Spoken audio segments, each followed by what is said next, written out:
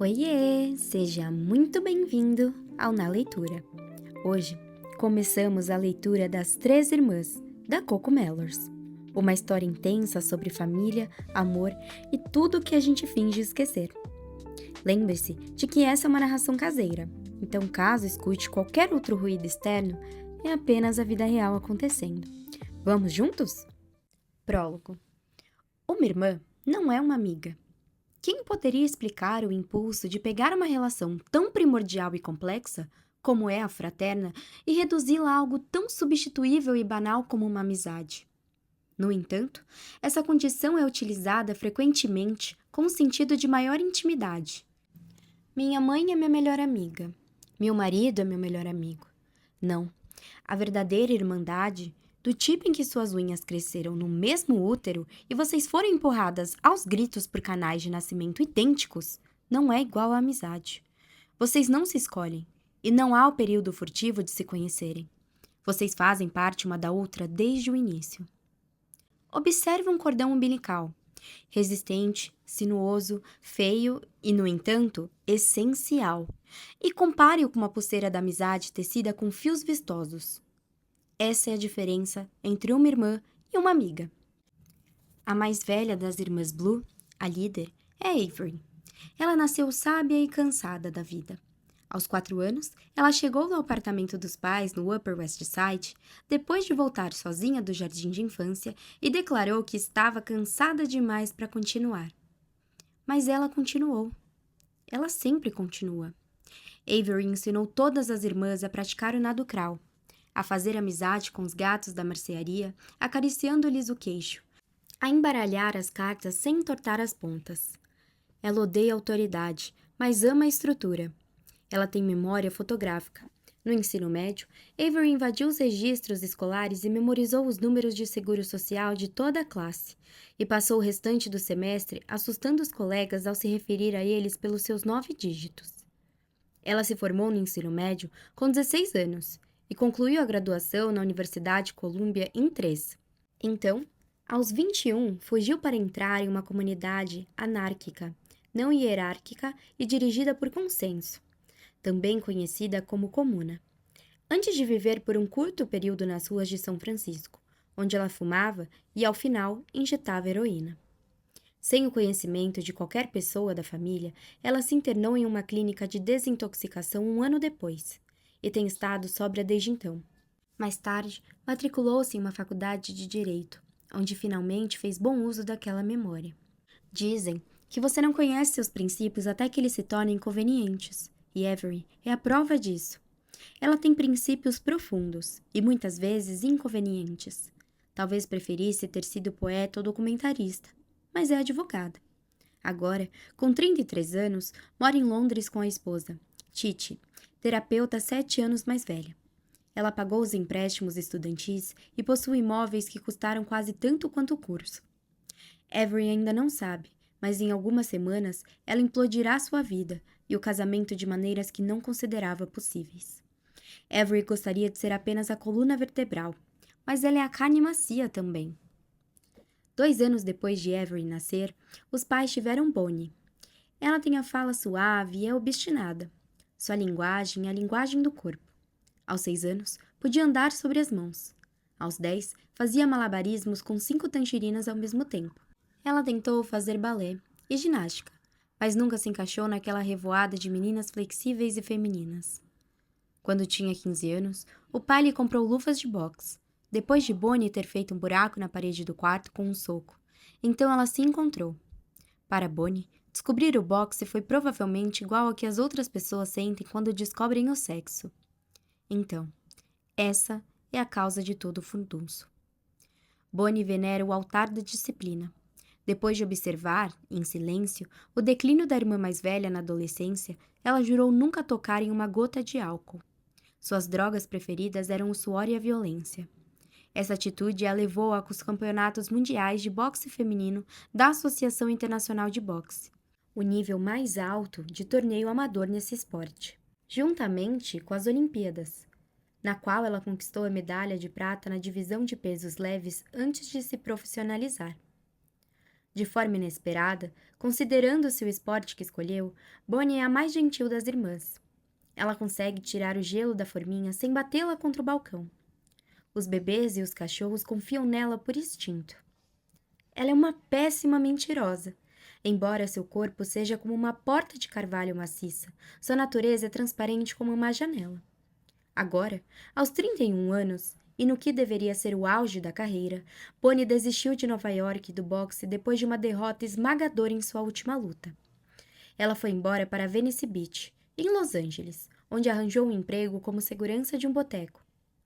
A maioria das pessoas passa pela vida sem jamais saber o que é receber um chamado. Aquele que pede para sacrificar o prazer do momento pelo potencial de um sonho, que pode não se realizar durante anos. Se é que pode. Ele o separa das outras pessoas, quer você queira ou não. Pode ser exaustivo, solitário e cruel, mas se for de fato chamado, não se trata de uma escolha. Assim foi o boxe para Bonnie. E, no entanto, agora é possível encontrá-la em alguma ruela de Vênice, recolhendo copos de cerveja vazios, ajudando mulheres embriagadas a entrar no carro e varrendo bitucas de cigarro, sem nenhum vestígio daquela guerreira anárquica, com coração de aço que fora treinada a ser. Os pais queriam que o próximo fosse um menino, mas depois de 2 abortos espontâneos nunca comentados, eles tiveram Nicole, sempre chamada de Nick. De todas as meninas, Nick era a mais menina. Ela podia soprar uma bolha de sabão tão grande quanto a própria cabeça.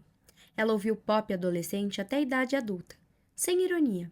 Seu passatempo favorito, quando criança, era criar lagartas para se transformarem em borboletas, alimentando-as com um pedacinho de abóbora. Quando tinha 10 anos, comprou o primeiro sutiã com aro, só para estar preparada. Nick já tinha passado por 5 namorados quando se formou no ensino médio. Ela gostava de escolher as roupas para a semana com antecedência, inclusive a lingerie, para combinar.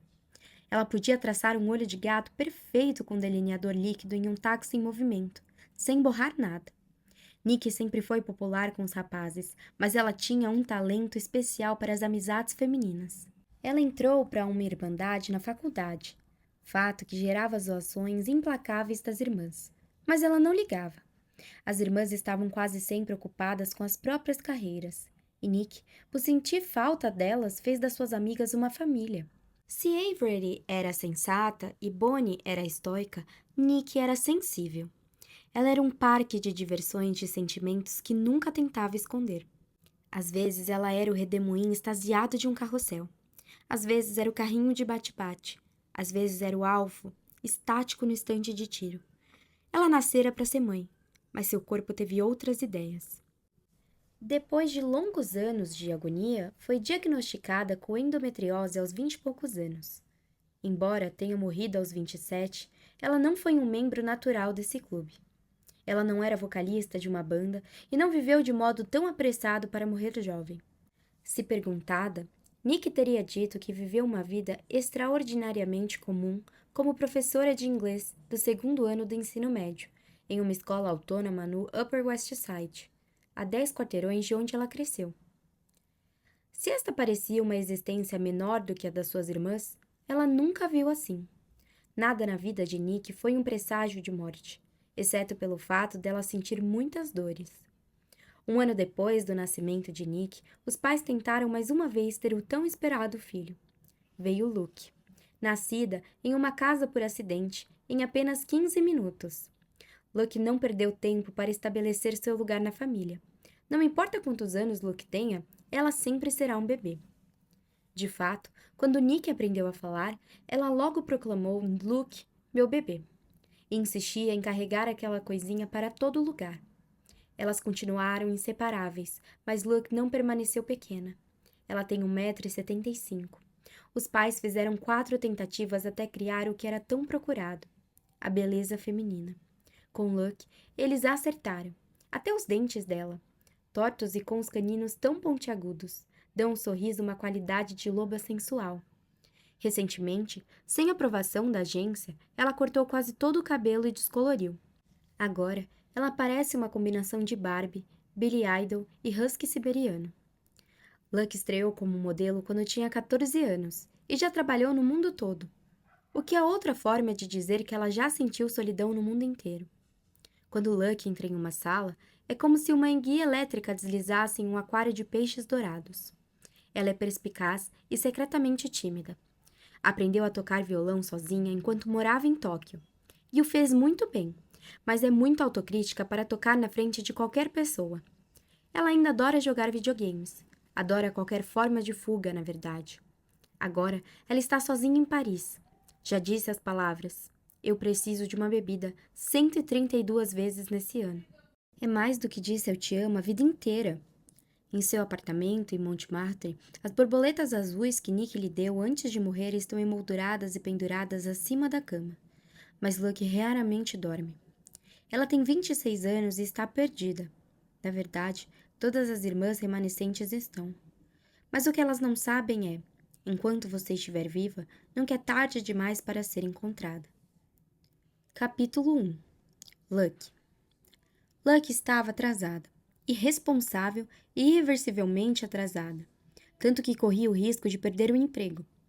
Ela tinha uma prova de roupa com uma couture maison, no Marais, ao meio-dia. Mas isso foi 10 minutos antes e ela ainda está a quilômetros de distância no metrô. Ela havia passado a noite anterior em uma festa da Semana da Moda, aproveitando o open bar, o único tipo de bar que Lucky gostava, onde encontraram um par de artistas de grafite, funcionários de uma empresa, que estavam ansiosos para recuperar a reputação de criativos à margem da sociedade.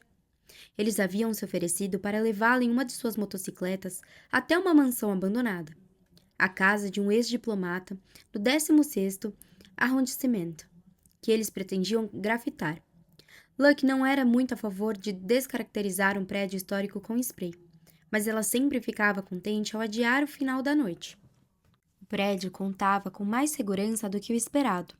Estava pontilhado de câmeras de vigilância e protegido por uma cerca pontiaguda e intimidadora, de modo que eles se contentaram em grafitar as persianas metálicas de uma tabacaria próxima. Os artistas do grafite optaram por slogans populares e libertários disseminados nos protestos de Paris em 1968. É proibido proibir. Enquanto Lucky preferia uma representação clássica de um pênis e das bolas. Eles assistiram ao nascer do sol das escadarias do Palácio de Tóquio, bebendo umas garrafas de rosé que haviam surripiado da festa. Então, voltaram ao apartamento de Lucky para fumar um baseado. Depois de uma tentativa previsível de um dos homens de começar uma homenagem atroz, Lucky sugeriu que eles deixassem a mulher de lado e transassem só os dois, antes de desmaiarem completamente vestidos na cama dela. Ela acordou várias horas depois no apartamento vazio, que, felizmente, não havia sido saqueado quando recebeu uma mensagem ousada do agente lembrando-a de lavar o cabelo antes da prova de roupa de hoje. Era também o aniversário de 1 ano da morte de Nick. Enquanto o trem se aproximava, Luck checou o telefone e viu uma ligação não atendida e uma mensagem de voz de Avery, que estava, sem dúvida, em uma missão para fazê-la processar os sentimentos desse dia, além de um e-mail de aspecto formal enviado pela mãe, que ela ignorou prontamente. Ela sentia falta do metrô de Nova York, com sua imundice, previsível imprevisibilidade e falta de sinal de celular. O metrô de Paris era de uma eficiência quase agressiva, e os celulares estavam sempre acessíveis, mesmo embaixo da terra. Aqui, não havia onde se esconder. Sem ouvir a mensagem de Avery, Luck pôs o telefone de volta no bolso. Ela não tinha se encontrado com ninguém da família desde o enterro de Nick, 1 ano antes. Naquela noite, um vento quente e forte varreu a cidade, virou mesas de restaurantes e fez latas de lixo rolarem pelas avenidas. Rompeu a fiação elétrica e quebrou galhos de árvores no Central Park. E dispersou Luck e as irmãs para os 4 cantos do mundo, sem nenhuma intenção de voltarem para casa. Agora, ela estava 15 minutos atrasada. Na pressa de sair, tinha esquecido os fones de ouvido, um descuido que estragaria seu dia inteiro. Em geral, Luck não conseguia andar mais de um quarteirão sem enterrá-los nos ouvidos para formar uma proteção musical entre ela e o mundo. Mas ela havia saído porta fora em tempo recorde, ajudada pelo fato de não ter tomado o café da manhã habitual, composto de um Marlboro vermelho e ibuprofeno, e de ter saído de casa com as roupas que havia acordado. Discretamente, ela cheirou a camiseta, um cheirinho de cigarro, de suor, mas no geral, não tão ruim. Eu gostaria de te sentir. Os olhos de Luke saltaram para o homem sentado à sua frente que acabara de falar. Ele tinha um rosto tenso como o de um roedor, de uma presa, mas teus olhos eram os de um perfeito predador. Nas mãos, ele segurava uma garrafa grande de água Volvic, apoiada na virilha e apontada para ela. Ele estava sorrindo. O quê? Ela perguntou, embora não tivesse nenhuma vontade de saber o que aquele homem havia dito, nem de falar nada com ele. Ah, você é americana. A pronúncia dele era tipicamente francesa, com ênfase na última sílaba. Sou. Luke fez um aceno de cabeça e pegou o telefone de novo, tentando demonstrar desinteresse. Você é bonita, ele disse, inclinando-se em direção a ela. Obrigada. Ela continuou com os olhos grudados no telefone. Pensou em mandar uma mensagem de texto para o Booker, para dizer que já estava a caminho, mas desistiu. Isso só tornaria o atraso mais real. Seria melhor aproveitar o conforto desse período de limbo enquanto fosse possível, antes que soubessem que ela estava estragando tudo de novo. E tão alta, o homem continuou. Em uma leve vintage escura e uma camiseta cropped preta, Luke era de fato tão reta e longa quanto um ponto de exclamação. Ela curvou os ombros para que ele pudesse vê-la menos, e com isso virou um ponto de interrogação. Mon Dieu, ele exclamou baixinho. C'est trop sexy. Ela deveria se levantar e sair. Deveria mandá-lo se fuder. Deveria pegar a garrafa de água dele. O falo imaginário, triste, grande babaca, e esmagá-la entre as mãos. Em vez disso, ela apontou para o telefone. Olha, eu só... Ela franziu a testa e apontou para a tela para indicar que estava fazendo uma ligação.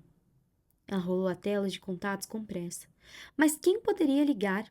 Na verdade, ela não queria falar com ninguém. Por força do hábito, procurou pelo nome de Nick e apertou o botão de descarte. Todas faziam parte do plano familiar que Avery pagava. Ela imaginou que Avery tinha decidido se poupar da angústia de cancelar o número de Nick e simplesmente continuou a pagar a parte da irmã. Luke não sabia onde o telefone de Nick estava agora. Desligado em uma gaveta, em qualquer lugar, ela imaginou, mas ficou grata por ainda ter o número. A voz da irmã preencheu-lhe o ouvido. Você ligou para Nick. Deixe uma mensagem após o sinal. Divirta-se. Nick estava dando uma risadinha, constrangida por estar sendo gravada. Ao fundo, bem baixinho, Luke podia ouvir a si mesma rindo, vários anos mais nova e alheia à perda que o futuro lhe reservava. Eu adoraria te conhecer. O homem insistiu. Estou no telefone, Luke disse. Ah. O homem inclinou-se para trás, mostrando a palma das mãos em um gesto ridículo de galanteio. Falamos depois. Não era a primeira vez que ela ligava para Nick desde que a irmã morrera. A necessidade de falar com ela e contar como ia a vida sem sua presença era constante.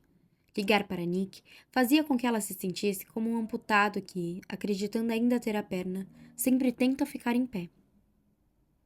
Oi, sou eu. Luke começou quando ouviu o sinal. Bem, eu só liguei para dar um oi. Ela olhou para o homem, que nem tentou fingir que não estava ouvindo. É a semana da moda aqui, então as coisas estão meio frenéticas, como sempre. Mas eu quis ligar porque... é um dia importante para você, eu acho. 1 ano? Nem posso acreditar. Então... eu só liguei pra dizer... Não foi pra dar parabéns, é óbvio. Não, tipo, a porra de uma comemoração. Mas eu queria que você soubesse que eu tô pensando em você. Eu tô sempre pensando em você. E sinto sua falta. É óbvio. Luke limpou a garganta. Então, é isso. Eu te amo. Luke esperou para ver se ia sentir alguma coisa, alguma mudança energética nos cosmos para que soubesse que a irmã estava ouvindo. Nada. E também, a Avery anda bem chata. Tchau! Ela desligou e espiou pela janela. Já estavam quase em São Paulo, a estação dela. Quando se aprumou para ficar em pé, o homem tocou-a no braço. Ela deu um pulo, como se ele tivesse encostado um fósforo aceso na pele. Pode me dar seu número? O trem diminuiu a velocidade ao chegar à estação, e Luck tropeçou. Ele sorriu ao vê-la perder o equilíbrio. Os dentes dele estavam manchados de marrom por causa do tabaco. Você é tão sexy, ele disse. Luck olhou para o homem, que a observava com uma alegria possessiva, como se estivesse escolhendo um doce em uma vitrine. A garrafa de água apoiada na virilha dele ainda apontava para ela. Posso? Ela perguntou apontando para a garrafa. O trem parou. Isto? Ele indagou confuso e entregou a garrafa de plástico. Ela pegou a garrafa das mãos do homem, desenroscou a tampa e jogou a água no restante do colo dele. O homem levantou-se e gritou enquanto uma mancha escura crescia no jeans. Luck correu para a saída e acionou a alavanca prateada, aquele curioso objeto de controle exclusivo do metrô de Paris, e as portas do trem se abriram. Da plataforma, ela podia ouvir chamando-a de puta enquanto os passageiros entravam no trem. Ela subiu as escadas de 2 em 2 degraus e emergiu na luz do sol. Na Place des Vosges, arcadas de pedra pairavam acima de Luck, enquanto ela corria para o endereço que o Booker tinha enviado. 2 velhos que estavam fumando e usavam trenchcoats verde-oliva viraram-se para vê-la passar. Ela tocou a campainha e passou por uma porta azul de madeira descascada que levava ao pátio. Do outro lado, havia uma escadaria alta, em espiral. Suas botas pesadas reverberavam entre as paredes de pedra enquanto ela subia de andar em andar, parando em cada patamar para tomar o fôlego. O hábito de fumar um maço por dia, iniciado quando era adolescente, a deixara inapta para esse tipo de atividade. Finalmente, ela se arrastou agarrada no corrimão até o último andar. Uma mulher com cabelo bem preso em um coque escuro e uma fita métrica pendurada no pescoço estava em pé à porta, esperando por ela. Eu tô atrasada. Eu sei.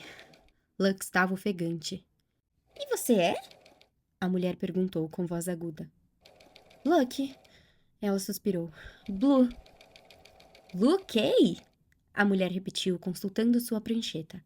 Atrás dela, Luck podia ouvir um zumbido laborioso das máquinas nas costuras. Você não está atrasada. Na verdade, está bem adiantada. Sua prova é as 2. Luck colocou a mão no joelho e expirou.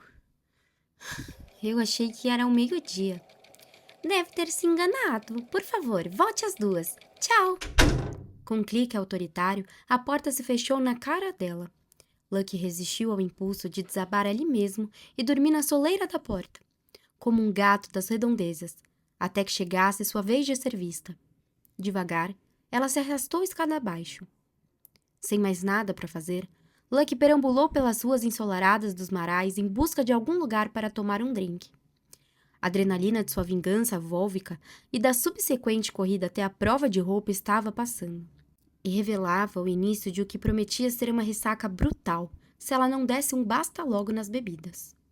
Era início de julho, e apesar do tempo agradável, um ar de inquietação impregnava Paris naquele verão. Uma greve geral e o resultante congestionamento adensaram o ar como uma nuvem de poluição. E uma enxurrada de facadas no metrô, e nos bairros residenciais resultou na forte presença das polícias nas ruas. No entanto, o Marais, com suas boutiques, bares lotados e cafés barulhentos, estavam alegremente afastados de tudo aquilo. Luck ouviu a voz de uma mulher chamando seu nome do outro lado da rua. Ela se virou e viu sua amiga Sabina, uma ruiva francesa e colega modelo cujo corpo Luck já tinha ouvido ser descrito como 100 quilômetros de estrada boa. Sentada na parte externa de um café junto com 2 modelos. Ela acenou para Luck. Só poderia ser Pollyanna Punk, disse o mais alto dos homens, Cliff, enquanto ela se aproximava. Cliff era um ex-surfista australiano que desfrutava de certa notoriedade nessa temporada, por ter caminhado em uma passarela em Milão vestindo nada além de uma tanga dourada. Apesar disso, era impossível objetificá-lo. A força absoluta de seu ego não permitiria. Essa característica e a informação de que ele sempre poderia desistir da moda e voltar para a vida de pegar ondas e morar em uma van, significava que ele parecia totalmente livre de conflitos quanto à sua atual escolha de carreira. Ao contrário de Luck, cuja beleza era tanto uma fonte de renda quanto de vergonha. Luck nunca tinha feito nada além de ser modelo, o que lhe dava a sensação de nunca ter feito nada. Ela não admitiria em público, mas invejava a liberdade de Cliff. Tchau, bolas douradas, ela disse ao tirar um cigarro do maço diante dele e segurá-lo entre os lábios. Eu não te reconheci usando roupas. O outro modelo, o americano com cara de bebê que Lucky não reconheceu, riu e inclinou-se para acender o cigarro dela. Ele tinha a coloração de um Golden Retriever e o mesmo desejo aparente indiscriminado de agradar. Os homens tinham copos grandes de cerveja à sua frente, enquanto Sabina girava uma tacinha de vinho branco sem prová-lo. Lucky acenou para o garçom e pediu uma cerveja antes de se sentar. Oi, eu sou o Riley. O mais jovem se apresentou. Preciso de uma bebida, Lucky disse e reencostou-se para mostrar uma faixa pálida do abdômen. Essa é a Lucky, Sabina falou. Lucky confirmou com um vago aceno de cabeça. Sabina tinha a tendência típica de filha única de recrutar os amigos como membros da família. Na verdade, elas não se conheciam muito além de saber das campanhas recentes e das bebidas favoritas. Você é americana, Riley disse. Ele tinha um sotaque suave do sul, que fazia cada vogal soar como se tivesse enrolado em algodão. Eu queria mesmo encontrar um americano hoje. Ele ergueu a cerveja. Feliz 4 de julho! Lucky exalou a fumaça com uma coluna estreita em direção ao céu. Eu não celebro isso, ela comentou. Nesse ano, no ano que vem, todos os anos do resto da sua vida, 4 de julho seria sempre apenas o dia em que Nick morreu. Riley franziu a testa. Mas você é americana, não é? Ele perguntou. Nova York, ela respondeu. Então sou mais ou menos. Mas agora você mora em Paris, disse Sabina. O que significa que você terá que celebrar o dia da Bastilha. Quando é? Cliff quis saber. De fato, só na semana que vem, Sabina disse. Julho é um mês de lutar contra a tirania, Cliff afirmou. Bem, eu sinto falta, Riley disse. Nunca fiquei fora do país em um 4 de julho antes. Meu pessoal sempre faz o maior churrasco. Lamento informar, Sabina começou. Os franceses não fazem churrasco. Ela pousou a taça de um vinho num movimento rápido. Não consigo beber isso. Ainda estou com dor de cabeça de hoje cedo. Por que insistem em servir champanhe nos bastidores antes do café da manhã? Porque é a única coisa que vocês, garotas, aceitariam, Cliff disse. Como é mesmo ditado? Champanhe, cocaína e um sexo casual, baby. Sabino ignorou por completo. Ela olhou para o céu, que estava ficando em um tom cinza anêmico. Parece que vai chover, não? Ah, cara, Ryan lamentou. Minha próxima apresentação é ao ar livre. A minha também, Lucky comentou. Minha primeira semana da moda e vai chover, ele disse, decepcionado. Com uma voz surpreendente afinada, Cliff começou a cantar o refrão de Ironic, da Alanis Morissette. It's like rainy on your wedding day. Estamos falando de alta costura, Sabina disse. La crème de la crème. Acredite, eles não vão deixar você se molhar. Você quer dizer molhar as roupas, Lucky corrigiu e se virou para Cliff. De toda forma, o que você estava dizendo sobre as modelos? Não é como se vocês, homens, fossem paradigmas de saúde e moderação. Ela tocou o copo de cerveja quase vazio de Cliff. Nós aguentamos o porre, ao contrário de muitas de vocês. Ele apontou para ela. Se você não come, não deveria beber. Eu como, Lucky rebateu, pegando a cerveja que acabara de ser colocada à sua frente. Então eu posso beber. Cliff riu e pediu outra rodada. Qualquer coisa que você faça, eu posso fazer melhor. Ele cantou. Aposto que aguento mais do que você, Lucky disse. Cliff ergueu a cerveja e tomou o último gole. Quer ver? 1h05 cervejas depois, Lucky estava prestes a contar a história mais hilária da sua vida. A tristeza da manhã, que a recobria como fuligem, estava sendo lavada a cada nova rodada. Então, eu tinha 19 anos e estava morando em Tóquio, ela disse. Era divertido, mas eu também estava sendo um pouco irresponsável, sabe como é, né? Dormindo tarde, perdendo compromissos, praticamente tudo que você não deve fazer quando tá começando. Nessa hora, Lucky apontou para Riley e ergueu uma sobrancelha em advertência. Parece aquele momento do faço o que eu digo, não o que eu faço, Cliff observou. Já que tenho certeza de que você ainda faz tudo isso, Lucky. Ei, você não precisa me ensinar. Riley retrucou. Tenho 23 anos. Eu sei o que eu faço. Eu também, Sabina exclamou. Na verdade, tenho 23 anos, já faz 3 anos. Lucky riu e tomou outro gole de cerveja. Minha agência estava ameaçando me dispensar, mas de repente, do nada, consegui uma campanha. Era para uma marca comercial barata, mas ainda assim, dinheiro, dinheiro, dinheiro. A gente me ligou e disse, Lucky, se você chegar 1 minuto atrasada para essa gravação, nós vamos demiti-la. 1 minuto. Eu sei o que aconteceu, Ryle disse. Você se atrasou e foi demitida, mas mesmo assim se tornou uma modelo famosa e importante. Você acha que ela é famosa? Sabina suspirou. Mais famosa do que eu? Riley olhava para uma e para a outra. Não, quer dizer, sim, ele gaguejou. Quer dizer, eu não sei. Vocês duas são lindas. Ela está brincando, Lucky garantiu. Não está não, Cliff respondeu. De qualquer forma, sou mais famoso do que vocês duas. Sabina franziu o nariz para Cliff. Nenhum de nós é famoso, Lucky disse. Mas enfim, de volta à história. Na noite antes da gravação, fui pra cama cedo, determinada a acordar na hora. Mas eu tava morando em um apartamento de modelos em Shibuya, que era bem pouco diferente de um bordel. Então, eu estou lá, deitada na cama, tentando ser boazinha, quando um bando de meninas invade o quarto e diz: tem uma cerimônia de estreia em Harajuku. E aquele ator maluco e gostoso que fez o papel de cowboy, astronauta ou coisa parecida, que foi vencedor do Oscar do ano passado, vai estar lá. Uma de nós tem que transar com ele. Calça os sapatos, nós vamos sair.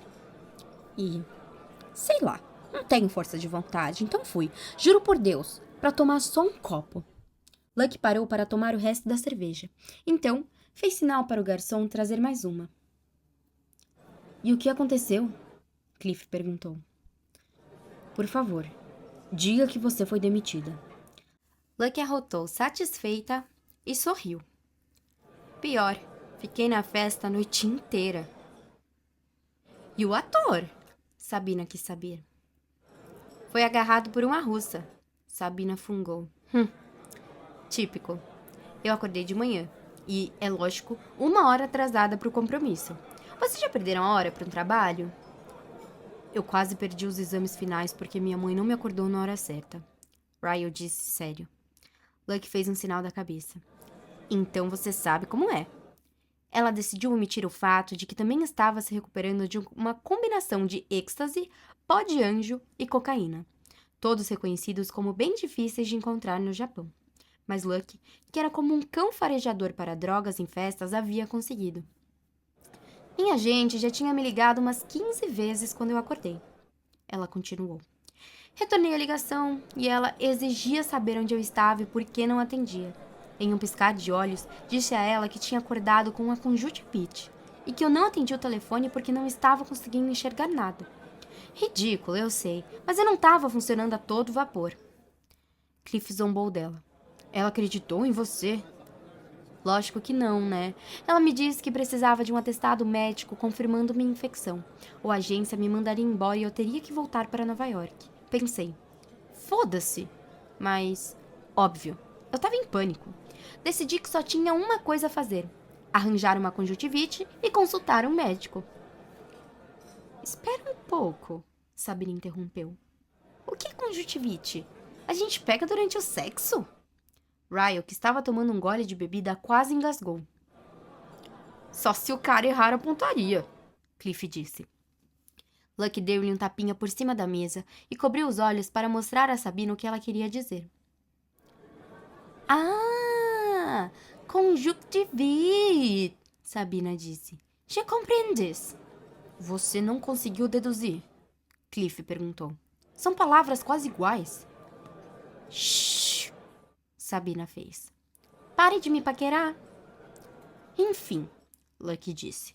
Meu plano era pôr a mão em toda a sujeira que eu pudesse ver e depois tocar nos olhos.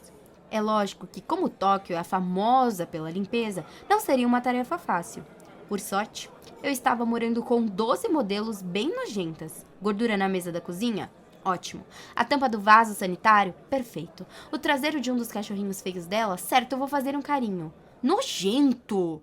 Ryle gritou, visivelmente encantado. Eu cheguei no médico e nos meus olhos, como vocês podem imaginar, estavam bem vermelhos.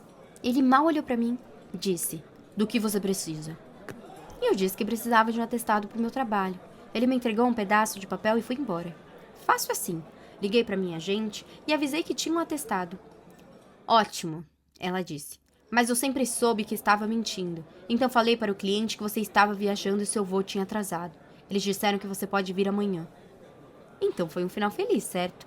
Naquela noite, fui dormir na hora certa. Acordei bem cedo e tinha uma infecção nos olhos. Mas não, Sabine esbravejou. Mas oui, filha da mãe, Lucky gritou. Duas mulheres francesas de meia idade que estavam em uma mesa próxima olharam para ela e franziram a testa. Lucky acenou para elas com alegria. Então, basicamente, Cliff disse, você se fudeu. Exato, mas meus olhos estavam muito vermelhos e inchados. Não pude participar do ensaio. Perdi o cliente. A agência te demitiu? Quase, Lucky assentiu com a cabeça. Eles me suspenderam. Mas algumas semanas depois, encontrei o editor da Vogue Japan, em uma festa. Você sabe que ele tem o maior senso de humor. E contei a história para ele. Ele gostou tanto que acabou me contratando algumas semanas depois. Ele meio que lançou minha carreira editorial. Você é foda. Tem a maior sorte, Cliff comentou, balançando a cabeça. Lucky é que nem gato, Sabine observou. Ela tem 7 vidas. Os seus pais sabiam que estavam fazendo quando te deram esse nome de sortuda? Disse Ryle. Meus pais não sabiam de merda nenhuma, Lucky retrucou e acendeu outro cigarro. Ainda não sabe. O silêncio pairou sobre a mesa. Com o final da história, a maré escura da tristeza que ameaçava dominá-la a todo momento retornou. Ela não queria pensar nos pais, em Nick, em nada além dessa mesinha do café, mas sua família estava sempre lá, pronta para tomar a dianteira na sua mente. Suas irmãs eram mais dispostas a perdoar. No entanto, Luck sabia que o pai delas era mau. Com certeza, elas não eram as únicas. Na sua vida inteira, ela provavelmente encontrara só um punhado de gente que tinha pais bons. Todos eram estranhos. As crianças que cresceram com os pais amorosos tinham a mesma suavidade no olhar sonhador que as crianças criadas em lugares como Malibu, naquelas casas com a terna luz do sol. Elas nunca precisaram endurecer. Lucky tinha uma teoria segundo a qual ter um pai mau era como crescer em um lugar onde o inverno é longo e severo. É o tipo de coisa que te deixa casca grossa. E também te prepara para a realidade de que o verão é uma estação, não um estilo de vida, e que a maioria dos homens vai lhe magoar se tiverem uma chance. Ou talvez fossem só as pessoas que cresceram com pais ruins que acreditavam nisso. O engraçado sobre o pai delas é que ele não era uma pessoa fria. Ou, pelo menos, nem sempre. Inconstante é como ela descreveria. Instável como o clima. E assim como o clima, ela era preciso verificar regularmente para saber que tipo de dia elas teriam. Lucky e as irmãs podiam dizer como estava o humor do pai pelo jeito que ele fechava a porta da frente. Assim como não se faz um piquenique sob uma chuva de granizo, não se podia fazer certas coisas com um pai furioso. Nada de brigas pelo controle remoto, nada de conversas em voz alta com amigos ao telefone, nada de choro por causa de uma nota baixa, nada de risos por uma piada tonta, nada de choramingos com a mãe por estarem com fome. Ele era o único homem da casa, mas também era a casa. Elas moravam dentro do estado de espírito dele. Lucky herdou dele os olhos azuis e o cabelo claro, embora ela gostasse de pensar que as semelhanças terminavam aí. Ele era de terceira geração de escoceses americanos, com aquele tipo de infância povoada de freiras católicas que, nas palavras dele, fariam qualquer indivíduo se tornar um bom ateu. Ele adorava ler e manteve o hábito de um livro por semana mesmo nos anos de bebedeira, mas sua verdadeira religião eram os esportes. Futebol, boxe, golfe, ciclismo, ele assistia de tudo. Assim como Bonnie, ele ficava em casa mais com o corpo do que com a mente. Ele deveria ter sido atleta profissional, que até foi para a faculdade como uma bolsa de estudos por conta do futebol americano. mas o rompimento de um tendão fez com que aceitasse um emprego em um banco regional depois da graduação, no qual ele trabalhou pelo resto da vida. Não importava o quanto estivesse embriagado ou com que frequência, sempre ia trabalhar no horário certo. É por isso que a mãe delas nunca conseguiu admitir que ele tinha um problema. Que tipo de alcoolista fica no mesmo emprego durante todos esses anos? O delas ficou. Foi fácil para Lucky dizer que elas tinham um pai ruim. Mais difícil foi ela admitir que a mãe também não era nenhuma maravilha. Ela crescera em uma propriedade em ruínas, filha única de uma mãe depressiva e um pai bêbado e perverso. Ou seja, aquela combinação britânica típica da classe alta completamente falida. Refinada, mas não abastada, como a mãe costumava dizer. O avô já havia desperdiçado a maior parte da herança quando a mãe delas chegou à adolescência. Mesmo depois de conhecer e se casar com o pai delas, a mãe mantinha um desprezo profundo e permanente pelo sistema de classe britânico do qual ela escapara. Havia muito sobre a vida da mãe que ela não sabia, mas o que Lucky sabia de fato era que ela escapara daquela casa infeliz em que havia crescido, daquele país desgraçado, como ela o chamava, assim que pôde. Ela aterrissou em Nova York e começou a trabalhar em uma galeria no centro da cidade. Naquela época, a mãe tinha um cabelo ruivo e sedoso, que chegava até a cintura, e um belo rosto em formato de tulipa. Ela afirmava que havia sido contratada principalmente para ficar na vitrine de minissaia e atrair homens ricos para dentro da galeria, mas que tinha um olhar perspicaz para jovens artistas também. E convencia os superiores a comprarem as primeiras obras de pintores que hoje são famosos no mundo todo. Se a mãe não tivesse tido filhos, Lucky tinha certeza de que ela teria se tornado diretora de uma galeria ou curadora famosa. Mas ela saiu da galeria depois que Avery nasceu. Então, quando Avery tinha 15 anos e Lucky 8, a mãe voltou a trabalhar como monitora em um museu e encarregou a mais velha de cuidar das outras. Alegava que a família precisava do dinheiro, o que era verdade, mas ela provavelmente ganhava menos por hora do que qualquer uma das filhas poderia ganhar como babá.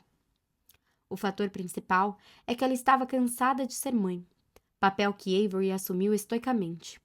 Lucky odiava admitir, mas Avery era uma mãe melhor do que a maioria das pessoas já teve, o que não significa que ela tinha qualquer plano de retornar à ligação naquele dia. Lucky bateu as cinzas do cigarro na bandeja recortada e suspirou.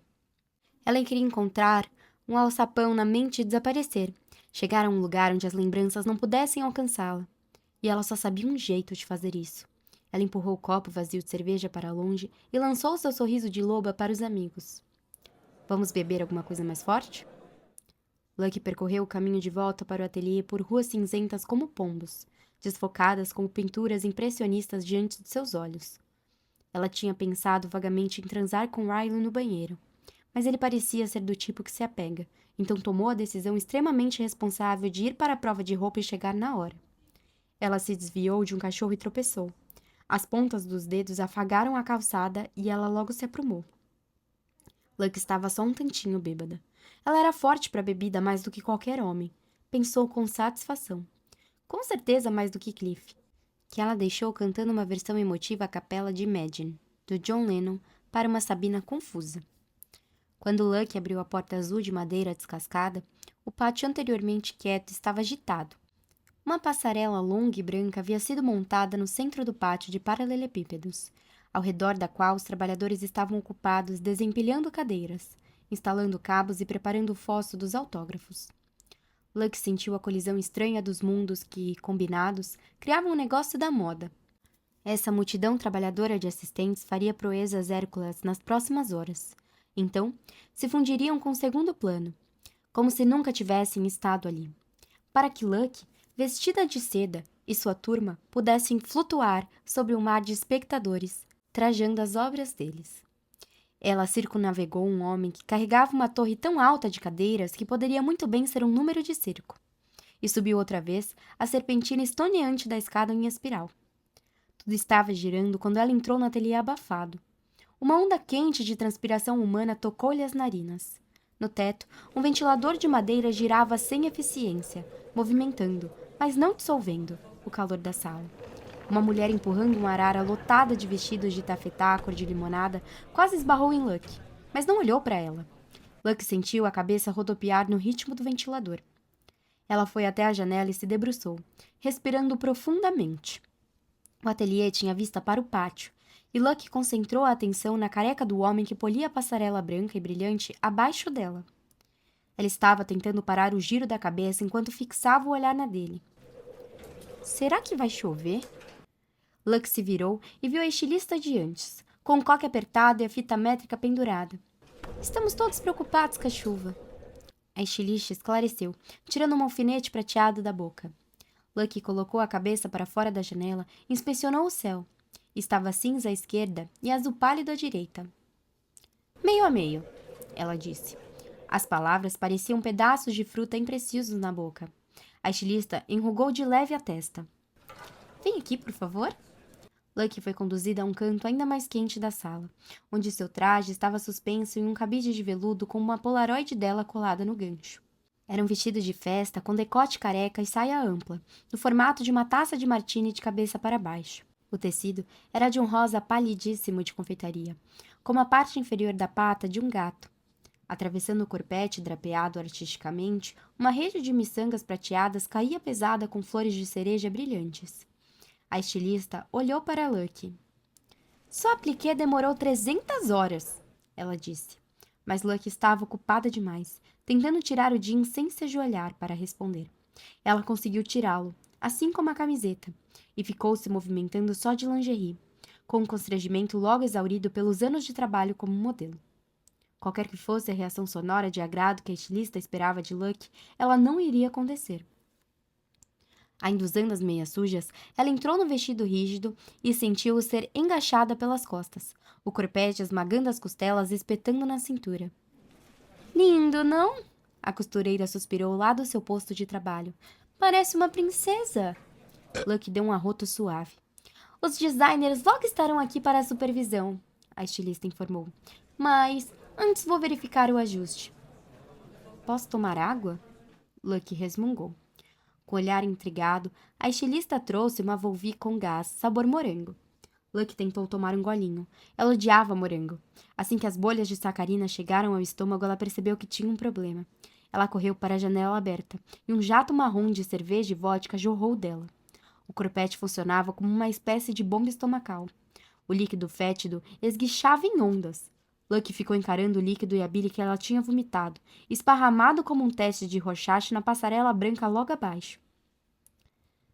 O homem careca que ela tinha observado alguns minutos antes a encarava horrorizado, quase atingido pelo dilúvio.